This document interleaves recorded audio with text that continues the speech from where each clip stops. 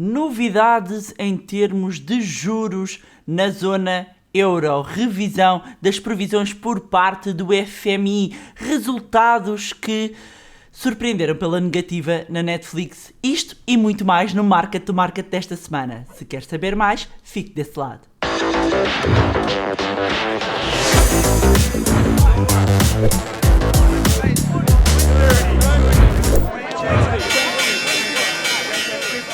Olá, seja bem-vindo ao Market to Market, o programa semanal onde analisamos a atualidade económica e financeira e, como sempre, tenho aqui companhia.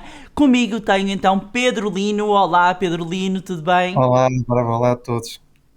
E continuamos sem o nosso companheiro Filipe Garcia, que continua em terras de Veracruz, em sítios sem internet. Um beijinho e um abraço aqui ao Filipe Garcia, que afinal ainda não foi esta semana que se juntou a nós. Creio que será para a semana. Então, creio que será para a semana. Até porque o Filipe, assim como o Pedro, estarão comigo no Investidor em Ação, que vai decorrer no dia 30 de Abril. A maior aula de finanças pessoais alguma vez realizada em Portugal, e é um programa intensivo presencial, uma verdadeira imersão de um dia onde vamos ter, além destes dois senhores, muito mais oradores do setor financeiro e não só, para nos falar de vários temas. Vamos falar de imobiliários, vamos falar de mercados, vamos falar de criptomoedas, vamos falar de empreendedorismo, vamos falar de análise de ações, vários temas para quem queira começar a investir melhor o seu dinheiro. Portanto, se quiser juntar-se a nós,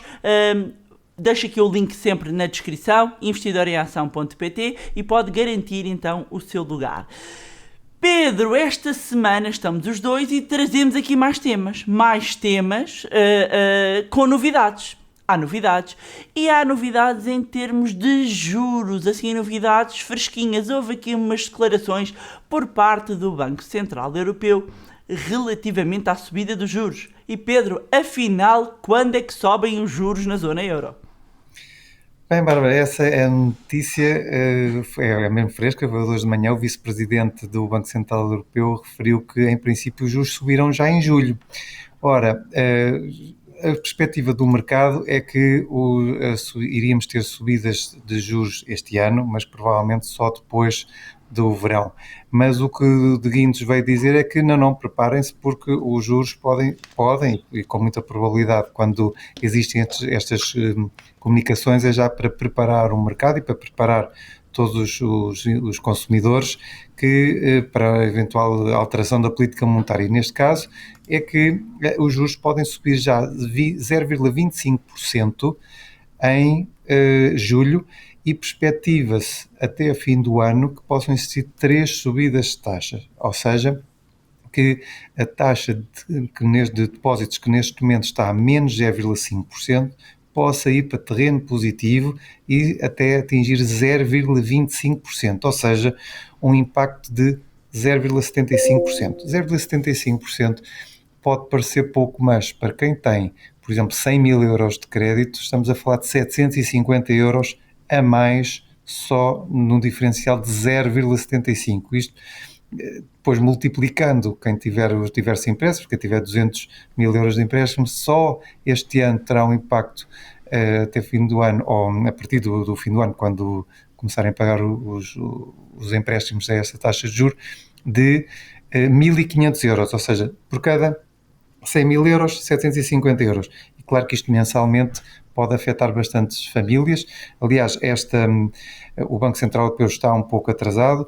Nós temos a Reserva Federal, que já iniciou esse caminho e irá provavelmente acelerar, mas aqui a questão é mesmo a inflação. Nós temos tido inflação ainda hoje na zona euro, foi divulgada a cerca de 7,4%, os Estados Unidos supera aos 8%, e os bancos centrais querem tentar refriar um pouco o consumo, e não se estão a importar em abrandar ou até criar uma recessão na economia de curto prazo, por exemplo, um abrandamento substancial. Eu provavelmente não sei se iremos ter uma recessão, começa-se a falar nisso, mas iremos ter provavelmente um trimestre de queda do PIB mais para o fim do ano, porque uma recessão tecnicamente é quando temos 2 trimestres consecutivos com o PIB a cair.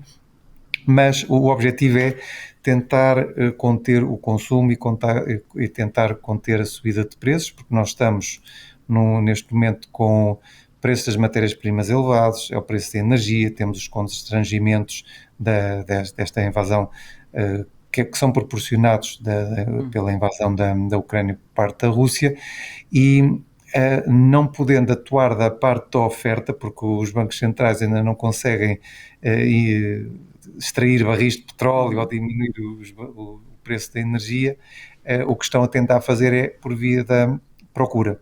Por isso, o que nós temos que saber é que as taxas vão mesmo subir.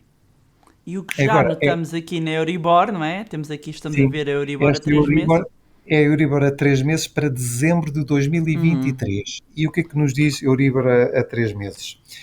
Diz-nos que as taxas de juro dentro de 1 ano e 8 meses, nós já tínhamos falado nisso, irão estar a cerca de 1,5% a 1,6%, pelo menos à data de hoje. A perspectiva é que ainda possam subir mais.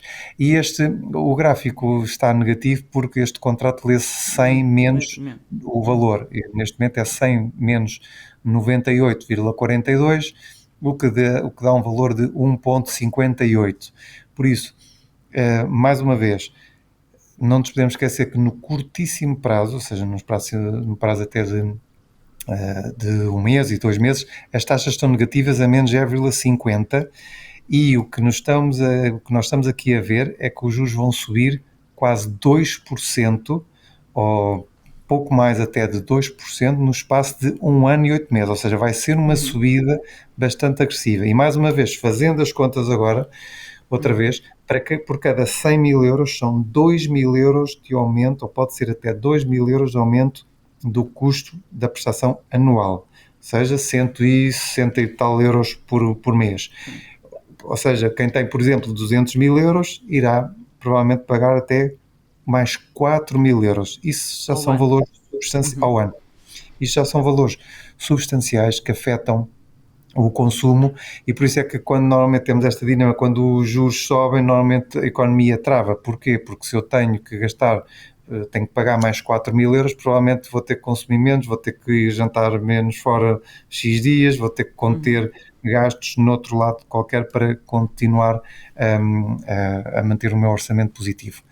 E o gráfico que estás agora a usar é a Euribor a 12 meses, que entrou ontem pela primeira vez desde 2016, se não estou em erro, em trend positivo.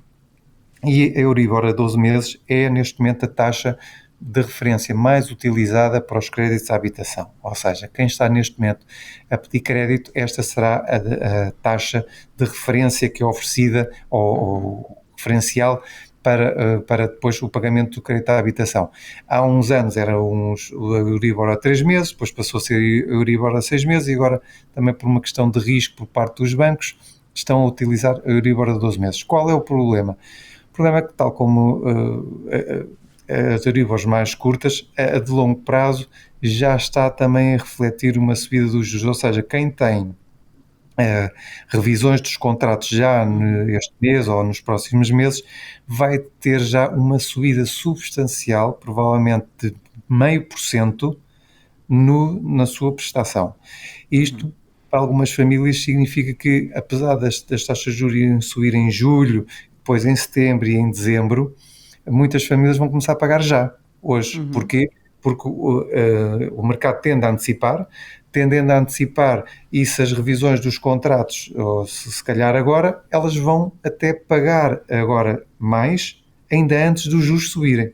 E pronto, isto é o efeito de antecipação, e aqui sim há que ter cuidado, e acho que as famílias, as empresas, todos temos de ter cuidado, porque vai ser um período perigoso, principalmente para quem tem já orçamentos muito esticados, ou empresas e famílias que tenham um elevado nível de endividamento, e pronto, há que ter bastante cuidado.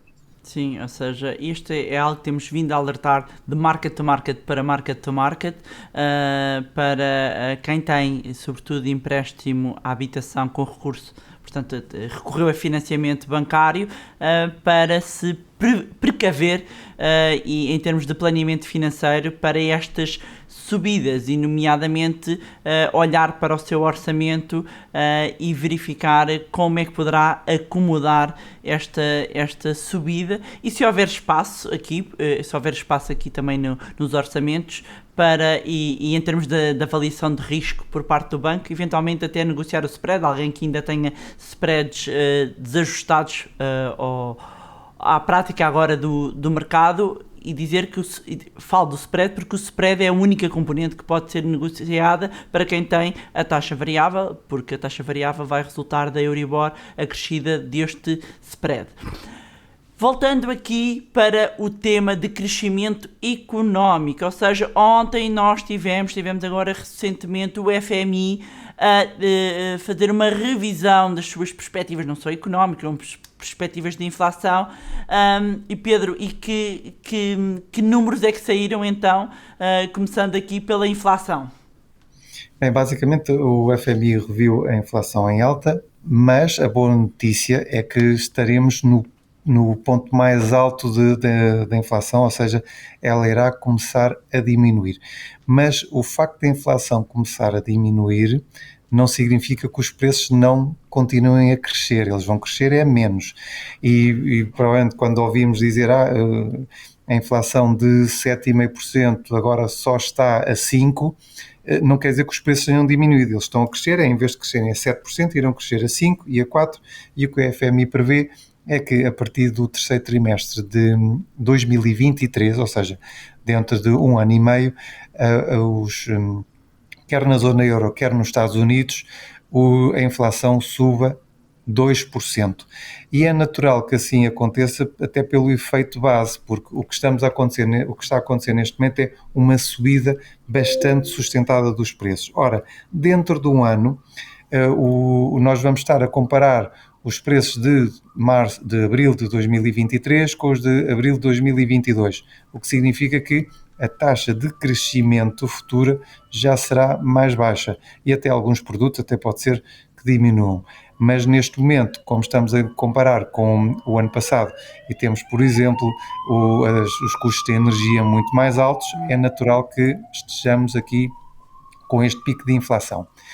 Mas também é natural que a subida de preços tenha agora uma menor variação. No caso do crescimento económico, tivemos também uma revisão em baixa de cerca de 0,8% no crescimento económico mundial para 2022 e 0,2% para 2023. Já sabíamos que a maior parte deste ajustamento tem a ver com a invasão da Ucrânia, o impacto da Rússia, o efeito do crescimento das matérias-primas, do custo das matérias-primas e o abrandamento na União Europeia. Ou seja, a zona euro já sabíamos que ia ser a mais impactada porque é que está mais próxima do conflito, e o que a FMI nos vem dizer agora é que vem constatar o que nós também já tínhamos falado, que é esta guerra tem um impacto substancial, principalmente na zona euro.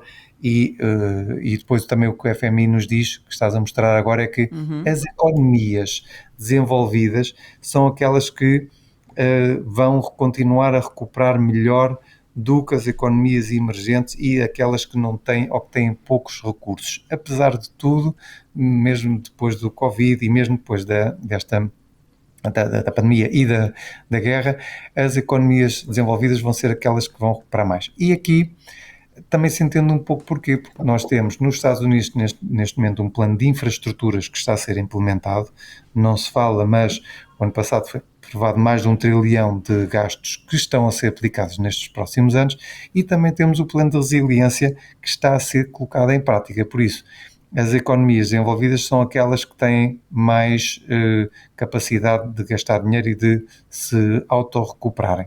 Se bem que há algumas emergentes que estão, como temos vindo também a falar, por exemplo, o real brasileiro, que tem vindo a valorizar este ano, que estão muito ligadas à evolução das matérias-primas, essas também vão ser beneficiadas. Mas a economia europeia e americana até podem, a partir de 2023, principalmente a americana, que está sempre bastante mais forte, mas irão conseguir aguentar melhor face às emergentes por causa disto.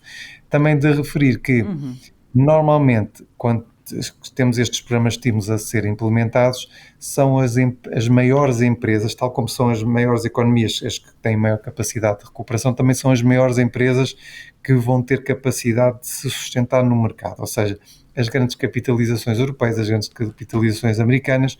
Porquê? Porque à medida que os governos vão ter que gastar em reconstrução, em infraestruturas, em energia renováveis, também as empresas que operam nessas zonas económicas vão ser as mais beneficiadas. E aqui há que ter em consideração o seguinte: esta subida das taxas de juro pode até, tal como nesse gráfico que mostraste essa divergência, pode acontecer o mesmo nas empresas, que é as empresas grandes ficarem ainda maiores e as pequenas e médias empresas ficarem piores. Porquê? Porque muitas vezes têm menos acesso a financiamento, enquanto as grandes empresas conseguem, de uma forma ou de outra, conseguem manter os seus planos de investimento e apresentar propostas, e as pequenas empresas não têm tanta flexibilidade neste tema. Por isso também aqui, tal como que está, só deixar uma nota, tal como o que acontece de divergência das economias, também vai acontecer provavelmente entre grandes, pequenas e médias empresas. Muito bem, e passando então para o outro lado do Atlântico, e falando, já que estamos a falar daqui da pujança da economia norte-americana, em termos de política monetária, e também temos vindo aqui a retratar qual tem sido a política monetária e quais têm sido as diretrizes por parte da Fed, nós temos aqui uns dados relativamente às taxas de juros a 10 anos. E o que é que isto nos mostra?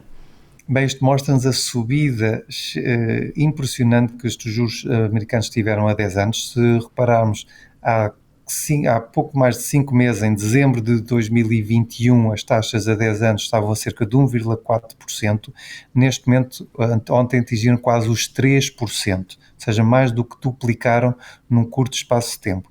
Isto é um forte ajustamento, por isso é que este ano nós vemos a maior parte, mesmo dos fundos de obrigações, que são o ativo mais seguro que existe, no sentido em que só se as empresas incumprirem ou os Estados incumprirem é que não devolvem o dinheiro aos subscritores, mas nós temos fundos de obrigações este ano que baixam mais de 10%. Aliás, o índice da Bloomberg das obrigações este ano registrava a maior queda desde 1978, se não estou em erro, ou seja, são 40 e poucos anos em que não se via uma desvalorização tão grande das obrigações. E tem a ver com isso, com a subida das taxas de juros, e não é uma subida que foi ajustada ao longo do tempo, foi num curto espaço de tempo, houve este disparo da inflação e os bancos centrais reagiram.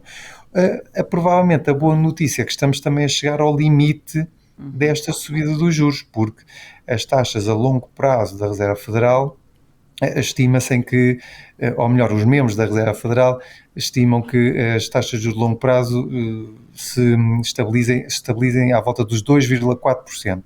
Ou seja, quando temos taxas a 10 anos a quase a 3, significa que elas vão ter que baixar algures, e por isso eu acho que a boa notícia, e por isso é que também os mercados começam a respirar de alívio e começam também a não baixar, quer dizer, e não estão a baixar mais, é porque estamos a ver que provavelmente os 3% será um limite, não será benéfico para ninguém as taxas dispararem, porque isso vai gerar incumprimentos muito elevados.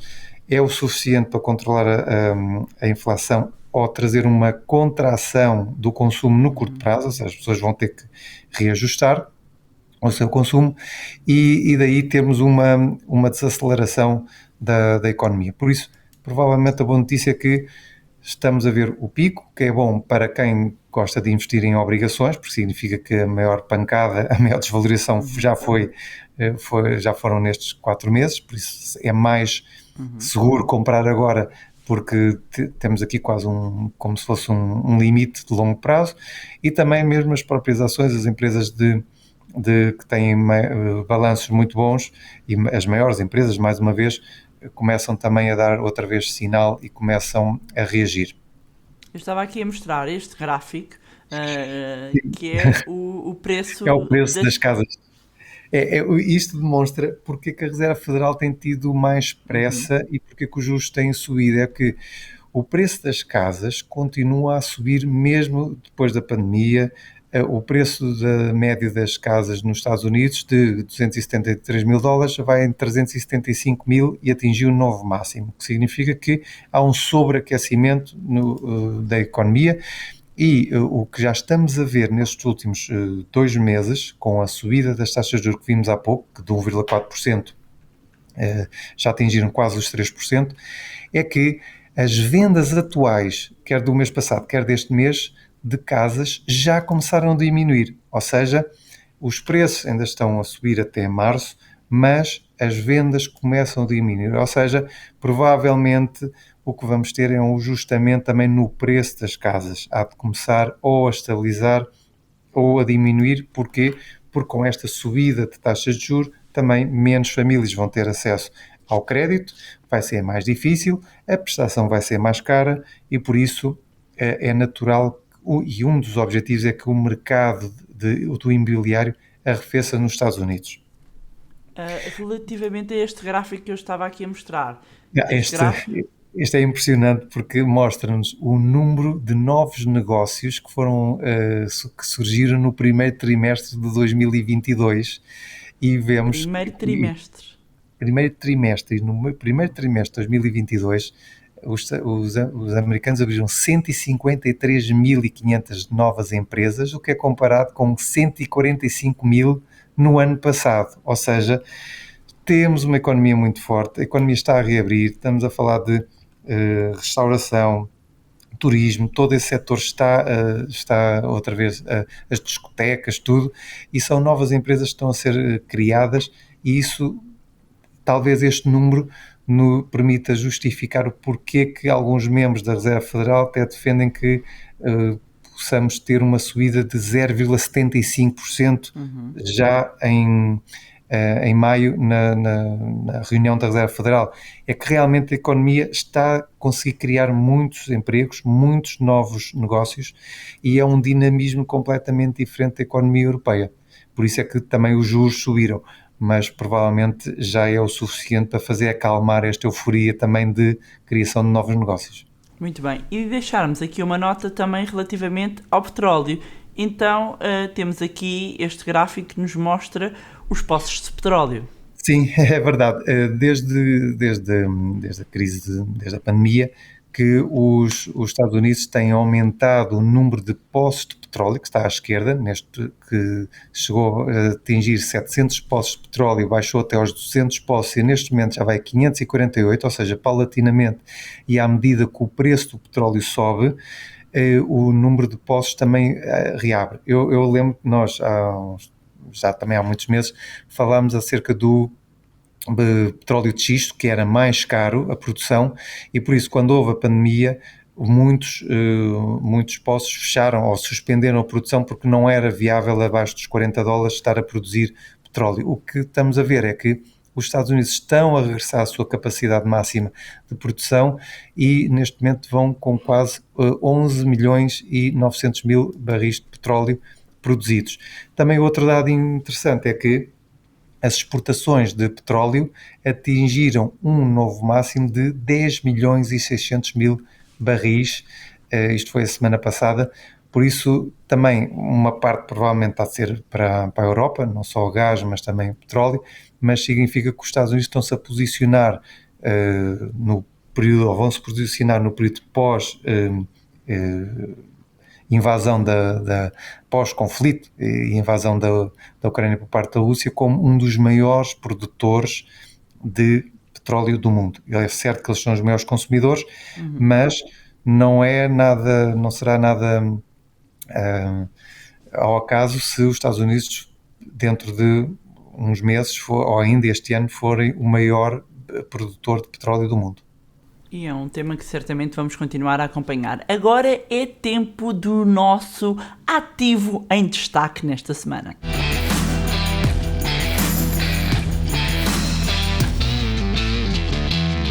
E para destaque esta semana, em plena earning season, têm saído vários resultados de empresas, mas houve um em particular que tem estado aqui a fazer correr tinta. E falamos de quem? Falamos da Netflix. Netflix, Pedro, o que é que aconteceu com a Netflix? Que resultados foram estes que levaram a um tombo? Que é mesmo essa a expressão, um tombo nos mercados. Sim, os resultados foram uma desgraça. Se bem que os resultados por ação foram maiores, foram 3,53 dólares contra os 2,89 previstos. A receita por ação, a receita já não foi, a receita foi inferior ao que se esperava, foi 7,8 mil milhões de dólares contra 7,9, mas aqui o grande problema e o que explotou a queda, a maior queda desde 2014, se não estou em erro, já vamos ver, do título foi a perda de 200 mil subscritores, comparado com um ganho ou subscrições líquidas de 2,7 milhões no trimestre anterior. Ou seja, não só a empresa não conseguiu acrescentar novos subscritores, como perdeu 200 mil, e isto levou o CEO a ponderar, até repensar o modelo de negócio, incluindo algo que ele até agora a Netflix tinha escapado, que era publicidade, ou até que os subscritores pudessem ter que pagar para não ter publicidade. Ora, isto é uma alteração substancial à estratégia da empresa, que ainda precisa de consumir muito dinheiro para criar conteúdos e realmente não estava uma empresa que está na esfanga, ou seja, que está sempre se perspectiva ou se espera uma subida e um crescimento. Isto era algo que não estava à espera, e o que nós vimos, que estavas a mostrar, foi uma queda de cerca de 35% do preço das ações. Estava a cerca de estava nos 340 e poucos dólares, e ontem fechou a 226 dólares por ação, o valor mais baixo desde 2017. 2018 tinha sido à volta de 230 e poucos dólares, ou seja, os acionistas da Netflix vão passar aqui provavelmente um mau bocado, porque normalmente quando existem estas alterações no modelo de negócio, o que os grandes acionistas muitas vezes fazem é vendem e esperam para perceber se vai resultar ou não um novo modelo. E foi o que aconteceu com Bill Ackman, que tinha como feito um investimento forte na Netflix há cerca de 4 meses, cerca de, salvo erro, 1.000 milhões de dólares, e ontem assumiu as perdas de 400 milhões e vendeu a sua posição. Por isso, isto acontece a todos, e foi realmente esta estratégia ou melhor, o facto Porque é uma mudança de paradigma, não é? Se nós pensarmos bem, é uma mudança de paradigma. Porque para as pessoas entenderem, que possam não acompanhar, entendem o que é a Netflix, é uma plataforma de streaming que, obviamente, tem feito uma aposta nos conteúdos enormes, também agora numa parte de jogos, e o que acontece é que houve um conjunto de fatores que eles estão a identificar. Primeiro, a partilha das senhas, não é? Das passwords de acesso. Há pessoas a partilhar, portanto, se 2 ou 3 pessoas partilharem, eles já tentaram contornar isto, que dizem que é legal fazer isso, mas as pessoas fazem. O facto de terem saído do mercado da Rússia, com esta situação, estamos a falar de 700 mil subscritores, e de repente, com esta perda de subscritores e perda de receita, de facto vem para cima da mesa seguir-se um modelo do género do Spotify, só para as pessoas perceberem, que é abrir. É que isto é completamente... É abrir uma parte gratuita, inclusivamente, e a parte gratuita ter a publicidade. E embora até ao momento nunca foi isso que se quis, não é? A verdade é que estes números mostram que é possível... que é necessário ajustar a estratégia, ajustar a rota, e o mercado não gostou, não foi bem recebida esta notícia, não só estes números pelo mercado, como o mercado tende a exagerar, não é? Sempre tudo isto, os movimentos são sempre muito de fustigar, não é? E castigou claramente, grandemente a empresa. Agora vamos ver como é que a Netflix dá a volta, porque de facto é curioso, e como o Pedro estava a dizer, que está nas FANG, e quando falamos de FANG é um acrónimo para Facebook, Apple, Amazon, Netflix, Google, não é? E de repente ter uma das FANG com uma queda Já não destas, cresce? com um crash mesmo, isto foi um crash, Sim. deixou aqui os investidores em sobressalto relativamente a este título, e por isso resolvemos destacá-los esta semana. Agora é tempo do nosso consultório.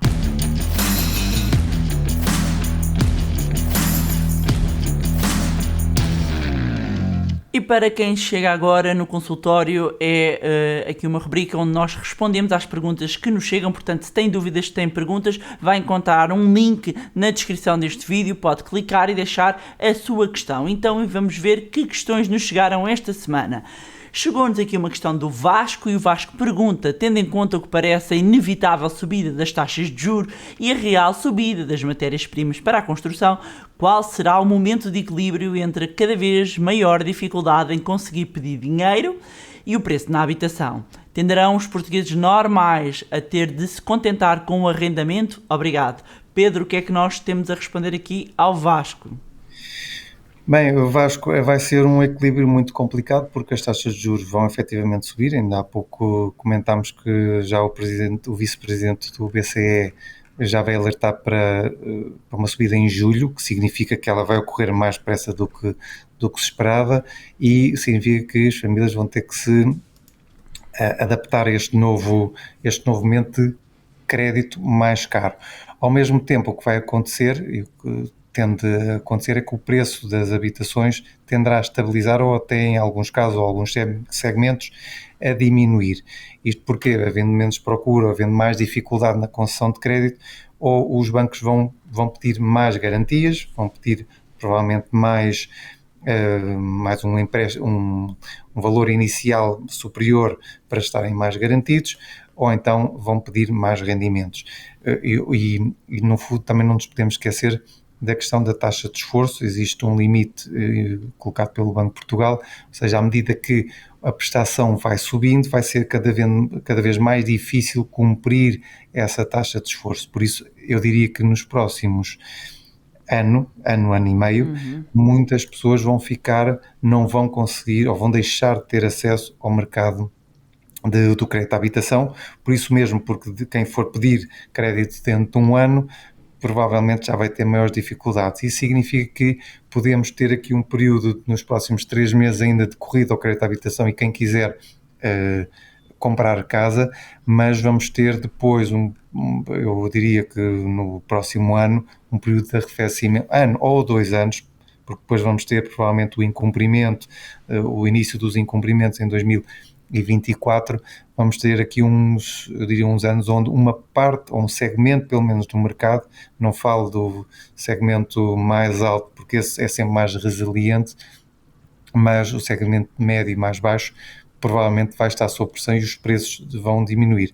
Agora, também referi o seguinte: à medida que há esta restrição no acesso ao crédito, também o preço do arrendamento não é que baixe, porque nós em Portugal o mercado de arrendamento é um pouco inelástico, quase não existe, ou é muito rígido. É muito curto, não é?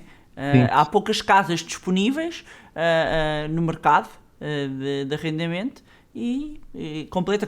O que isto é a lei da oferta e da procura a funcionar, não é? Portanto, havendo mais procura...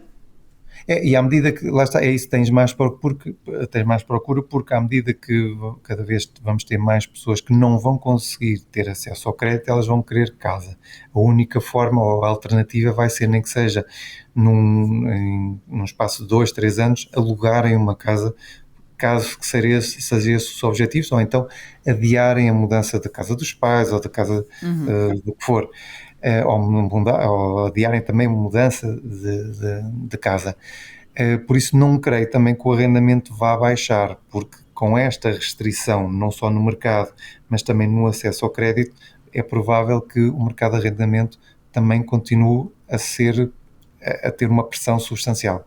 Sobretudo nas grandes cidades, e deixar esta nota, não é? Se falarmos nas grandes cidades, onde têm vários serviços próximos de escolas, de hospitais, de universidades, onde haverá uma maior procura, como é óbvio, se temos as mesmas casas disponíveis para arrendamento, se há restrições do lado do crédito que leva a que as pessoas não tenham acesso, de facto, acaba por acontecer uma destas coisas. Ou as pessoas adiam, ou para avançarem têm que estar disponíveis a pagar mais, porque de certeza que acabaremos por assistir também a um ajustamento dos preços no mercado de arrendamento. Vamos então à segunda questão, que nos chega da Wanda. Temos ouvido muito, temos de nos preparar para uma contração económica, o que recomendam que uma pessoa em particular faça, ou seja, em específico, aumentar o fundo de emergência, manter o valor mensal investido, subscrever algum produto financeiro diferente. Pedro, o que é que dizemos à Wanda?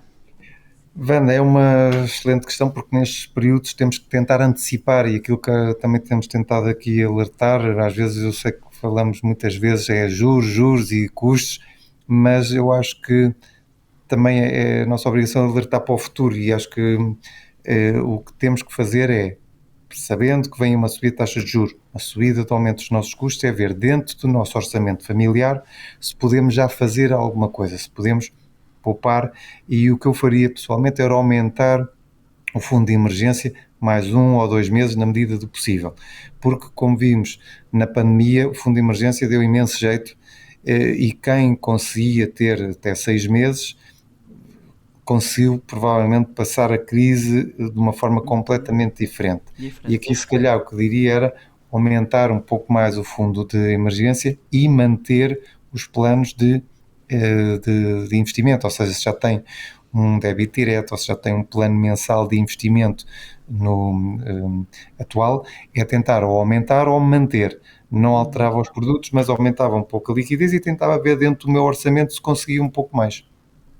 Muito bem, e deixar aqui sempre a nota de que tudo o que nós partilhamos aqui não constitui qualquer recomendação de investimento. O que nós estamos aqui a fazer é passar informação e passar conhecimento para mais e melhor literacia financeira, para que consiga tomar melhores decisões para a sua vida financeira.